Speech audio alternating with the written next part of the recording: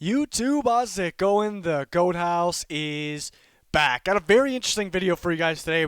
What I'm doing here is giving out Madden ratings for 2021 NFL Draft prospects, the top tier prospects on the offensive side of the ball in this video.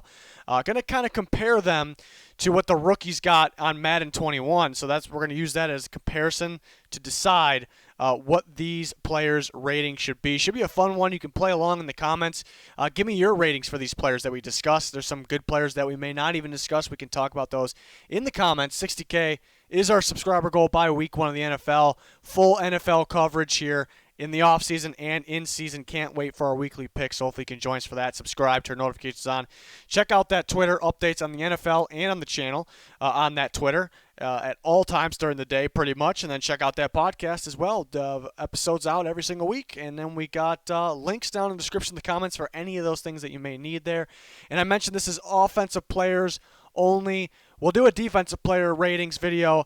I'm shooting for 300 likes here, so could use your help here. Would really appreciate you smashing that like button, and then we'll get on to the defensive player ratings just like this video. So really enjoyed making this one. Hopefully you guys actually like it as much as I did here. Trevor Lawrence, I gave him a 78 overall here, and you look at for comparison reasons, you look at the Madden 21 ratings for the rookies. They're still prospects, but the prospects of the 2020 draft: Joe Burrow at 76 overall, Tua Tagovailoa at 73. Those happen to be my top two quarterbacks in the draft, 1 and 2 there, obviously. And I'm giving Trevor Lawrence a 78. Something to keep in mind here is that Joe Burrow 2 years ago compared to last year, ridiculous improvement. Trevor Lawrence can do the same thing. They're 2021 draft prospects here. Lawrence will be in the NFL next season, in the video game Madden next season. So I'm expecting improvement, more step-ups here for him.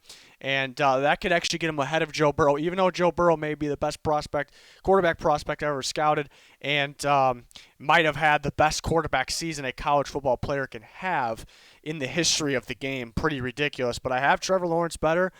Total package type of guy. You know, the ball velocity is maybe what stands out the most. I think the ability to play in any type of offense as well, any system, you just kind of get him in there and kind of let it mold around him.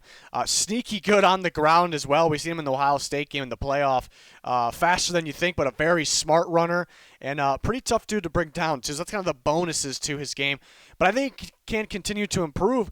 Maybe a little bold putting him ahead of Burrow. But again, remember how much Burrow improved from last year to this year. Same thing Trevor Lawrence can do, a better prospect even since day one. So it's going to be interesting to see how he compares to Joe Burrow when it's all said and done here. But I got him at 78. Moving on to another quarterback. This got really tough here. I put Justin Fields at a 73. Looking at Tua is at a 73 as well. Jordan Love they put at a 71. My thinking right now today, I like Tua Tagovailoa as a better prospect. I don't know if Madden factored in the injury concern there. I'm really not sure. There is an injury rating, so perhaps, but Tua, better prospect right now in my opinion. But why? I got to sit down and ask myself why. It's really the only reason is because we haven't seen enough of Justin Fields, and we will this year. So I put him at pretty even. I can expect Justin Fields. We really only saw him, one season. Last year was really the first time I think we actually can judge him off of for sure. His first year at Ohio State. And I think he could continue to improve. Another guy that I don't know if he's really lacking anything to his game. I think being able to step in there right away at Ohio State and just, be that dominant and be one of the best players in the country is very impressive. So another year here coming up, hopefully that can do wonders for him. And you kind of compare to Jordan Love, you definitely a better prospect than Jordan Love. My problem here was I think Tua should be higher than the 73. I would probably put, if I made the ratings in general, I'd probably put Burrow. We talked about Burrow when we talked about Trevor Lawrence. I'd probably put him higher as well. But I'd probably put Tua higher than 73. I just couldn't put Fields higher than Tua because as we sit, Tua kind of the better prospects. They're both prospects at this moment. Tua has not played yet. I even consider NFL players that were in the league only 2 years. So it depends on who, but I consider a lot of those guys prospects still. But yeah, like I said, right now Tua, but that's only because of the amount of reps, the amount of times we saw him. Justin Fields, we're going to get more of that this year, and that could be a great thing. A lot of upside there. So put him at a 73 for now. again, these are something we can come back to, throughout the year as well. Another quarterback, Trey Lance, who, kind of an under the radar guy through most, up until now, really, up until recently. North Dakota State quarterback. I put him at a 72, and you kind of look in that range of Tua and Jordan Love and where I put Justin Fields. Definitely have Justin Fields as my number 2 quarterback in the draft right now. Obviously, things change, especially what a season. We'll see who plays. Hopefully, these top-tier players play. But you can't put him on Tua's level. But I do think he's a better prospect than Jordan Love. Maybe Madden's problem was Tua and Jordan Love maybe a little too close, too off. I think Tua should be a little higher. I kind of talked about that a second ago. The thing with Trey Lance is another one I want to see more of because, we only seen one game last year where he attempted over more than 30 passes, and that is because they're a dominant team. He controls that team, he runs that team, and he can run the ball as well.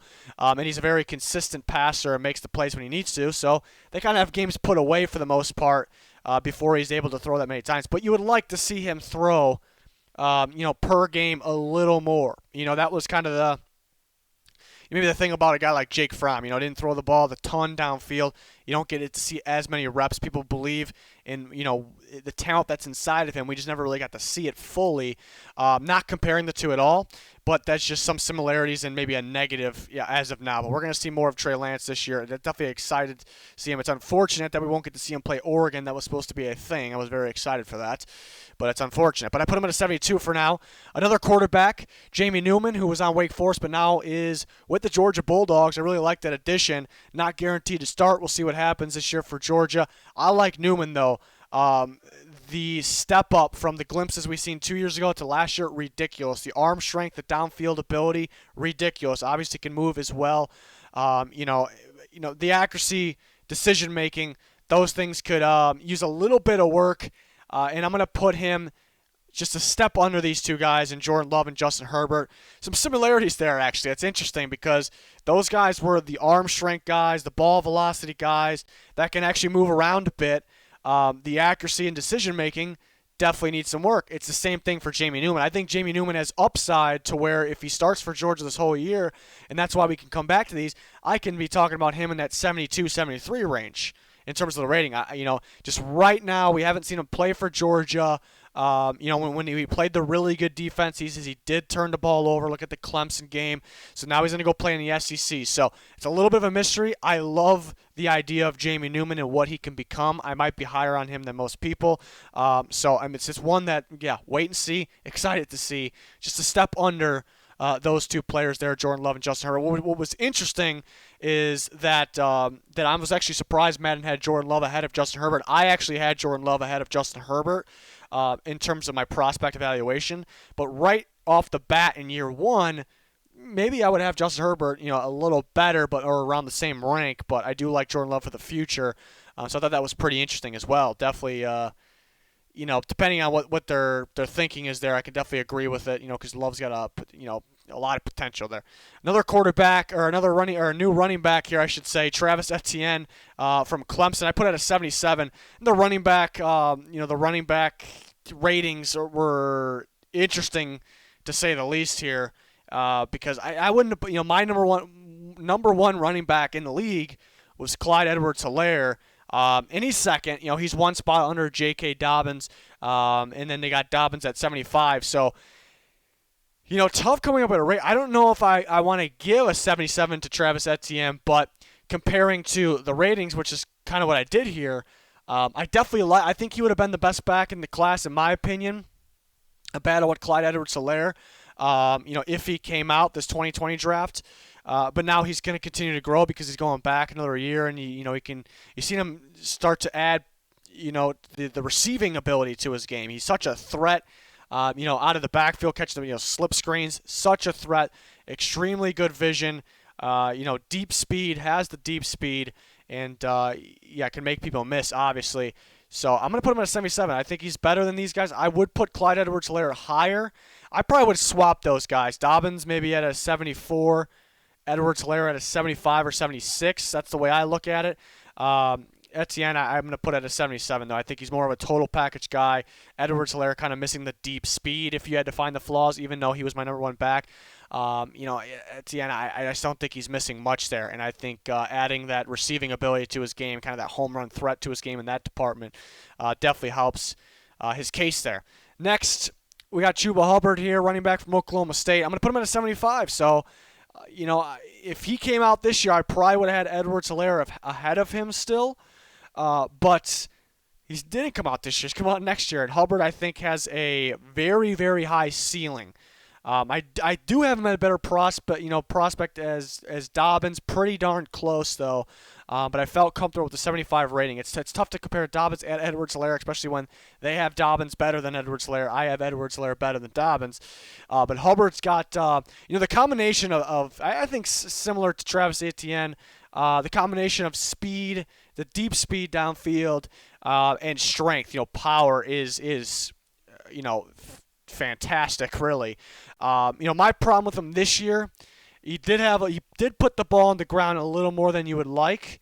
Not super concerned. I think he cleans it up this year. Cleaning it up this year would put him kind of higher on the board. So I think it's great that he went back. If he came out this year, some teams in the back of their mind, may not have liked that he put the ball on the ground in terms of fumbling a little more than you would like, then they could have been a little concerned. But so I think going back was perfect for him, and I got him at a 75 for right now. Moving on, Najee Harris, I put him at a 74, just a step under. Maybe speed-wise, he's a little bit under those guys, and that was just a little difference here, speed and quickness-wise. But very good vision for Najee Harris and some good power in between the tackles as well. So I put him at around a 74. Another guy that continued to grow. We see he split a lot at Alabama. Like that's what they like to do there. So maybe we can see more here this year. It was tough ranking these running backs comparing to some of these guys because, like I said, I had Edwards-Helaire at 1. I'd probably put him higher. Dobbins a little lower in terms of their rating. But I'm trying to compare these future prospects to the current prospects here. Moving on, we got Ja'Marr Chase. And as you can tell, I like Ja'Marr Chase a lot. I put him all the way up at an 80. And we're going to see more of them. We've seen guys kind of disappear or be a little underwhelming the next year. But so far, this is the best receiver prospect I have ever seen. The play style, maybe not the build of him, but the play style, a little bit. I think he's his own guy, but I see a little bit of Julio Jones there in terms of the ball tracking and how you fight off the defender, the cornerback. Mainly the way he tracks the ball, the way he finds the ball in the air and the point of the catch. A lot, just for some reason, you watch Julio, some similarities there. Julio's got a different build to him, obviously, a little stronger and possibly faster. Ja'Marr Chase is so smart, though. He knows how to fool the cornerbacks, and he knows how to just plain and simple outplay them. And you see there's a mixture of receivers in the NFL or in college that have that, but in different ways. Some guys can just plain and simple beat the defensive back, the corner because they're speed demon or because the quickness, the footwork, route running ability. Some guys have that extra strength. They're the one bodying the corners. Chase has both of those. He has all of those combined. He has.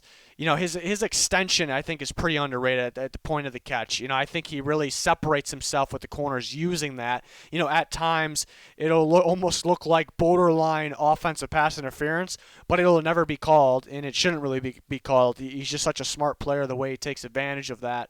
And he makes the receiver he makes the corner, I should say, kind of just play him. The really good corners want to be able to read the receiver while reading the quarterback. He doesn't allow that to happen. We've seen him beat guys with the quickness, with the footwork, and we've seen guys just beat him because he bodies them. And he's just a much better athlete and player. So I think I had CeeDee Lamb, number 1 receiver prospect in this draft. I think, I would put CeeDee Lamb higher than 75, so we're clear. I'd probably put CeeDee Lamb at more of a 77 range. But looking at, Ruggs 76, I think Chase is that much better. I think this is possibly the best receiver prospect we've seen in quite some time. Maybe Julio Jones, and I've kind of compared him in some ways to him, but again, not the body type. So I like Ja'Marr Chase that much. Cannot wait to see him this year. Without Joe Burrow, another test here for Ja'Marr Chase, but possibly the highest rating here. Moving on, DeVonta Smith. Right now, I think he's probably the second best receiver in the class, which most people wouldn't really agree with that, maybe. But I got him up there. You know, he's fantastic, working the sideline. Similar traits as Chase in terms of using his length, extension to separate from the corner and, you know, attack the ball.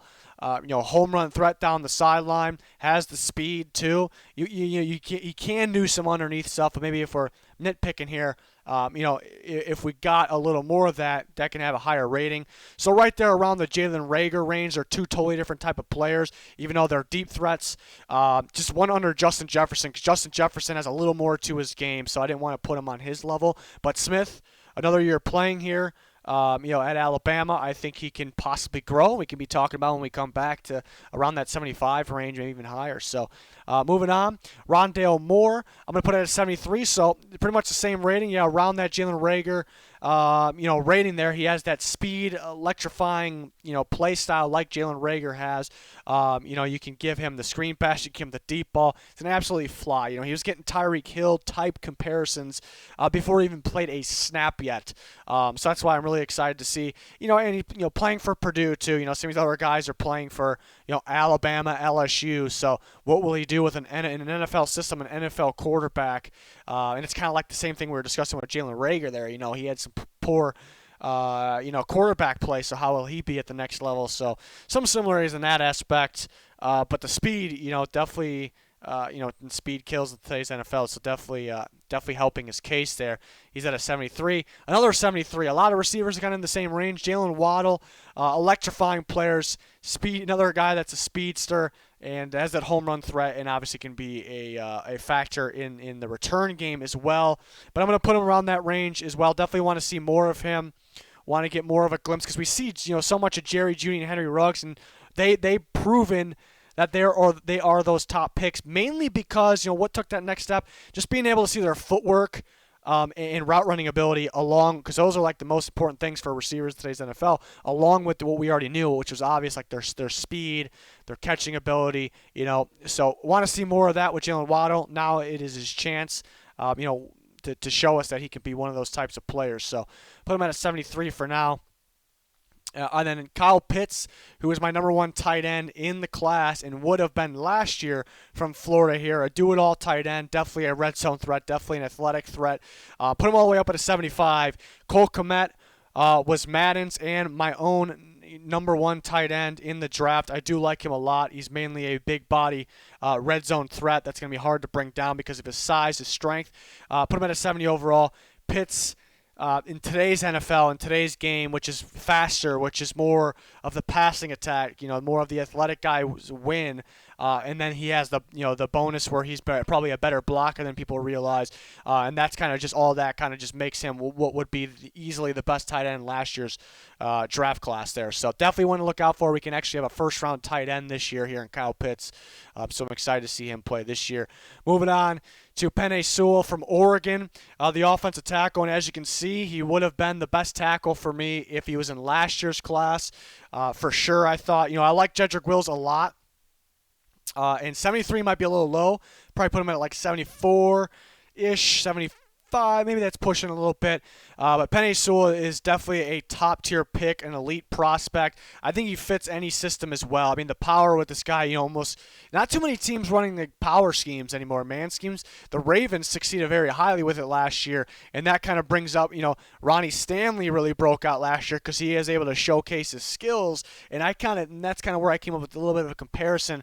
You know, I don't know about measurables or anything like that, but in terms of the comparison of, you know, style of blocking, but that also can fit any blocking scheme because we've seen Stanley play in his zone scheme and the man scheme. That's exactly what you're going to get from PENEI Sewell here. I think he can dominate any of that, just freaky strong. This is a lock to be a very solid tackle. It's a lock to be a top-tier pick.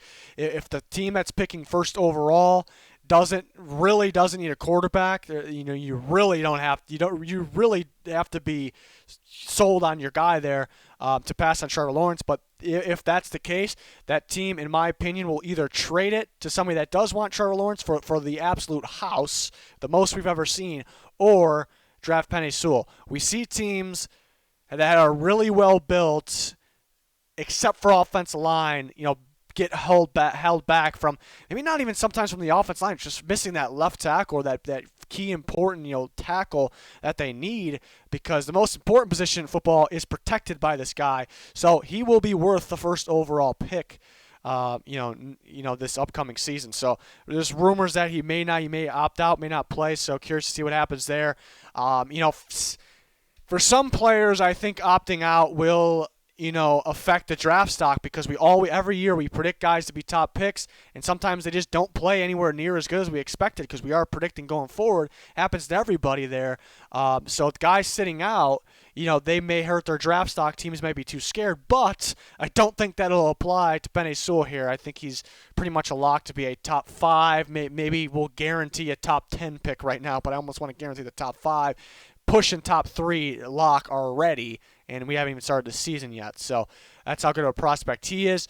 And then moving on to a guard, I like Trey Smith a lot. Not getting enough talk, in my opinion. He did have some health scares off the field there, not injury-wise, or on the field, I should say. So that was a little scary, and that's something that teams will monitor and check out. NFL teams are very good at doing that, especially in today's, just where we're at today, especially at the combine and whatnot there.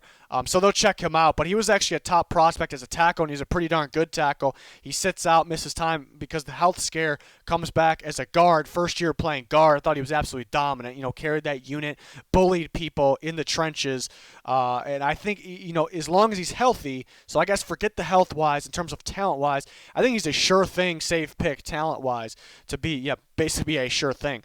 I think the interior offensive line class last year there was some good players for sure, but it was a little on the weaker side. Cesar Ruiz was my number 1 guy, a center/guard, a center that could play guard, I should say. They put him at 71. This class, much better. Trey Smith would have been the number 1 guy if he went to last year's class. I put him at a 74. I think this should be a first-round pick. Obviously, we'll see more of him at guard, which I'm confident about.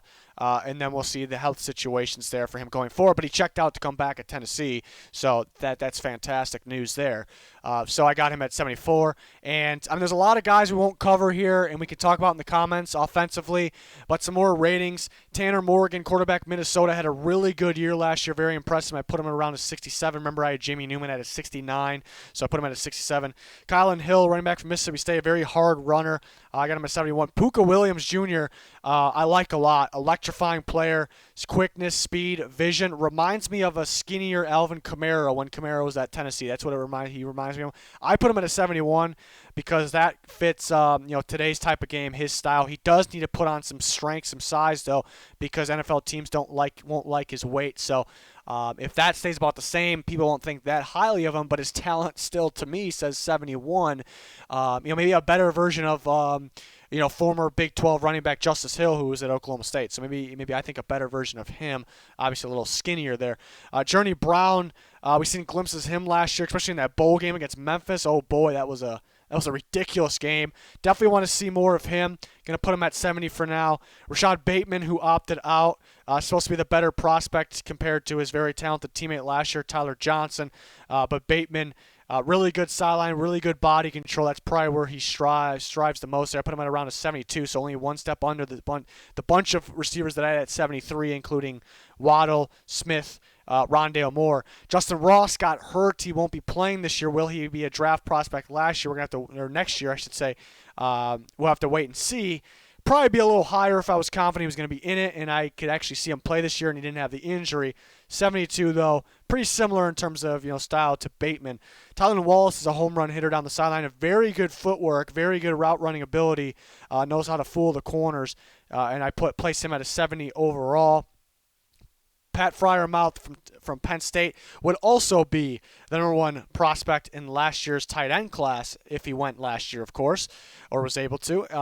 But even though I have Kyle Pitts at 75, Freiermuth I put at 72, so you see the tight end class looking a lot better. Alex Leatherwood, the tackle from Bama, I put at 71. I thought Wills was the better of the group, but not by much. Leatherwood pretty solid. He's kind of been on the radar here as a solid prospect for a couple years.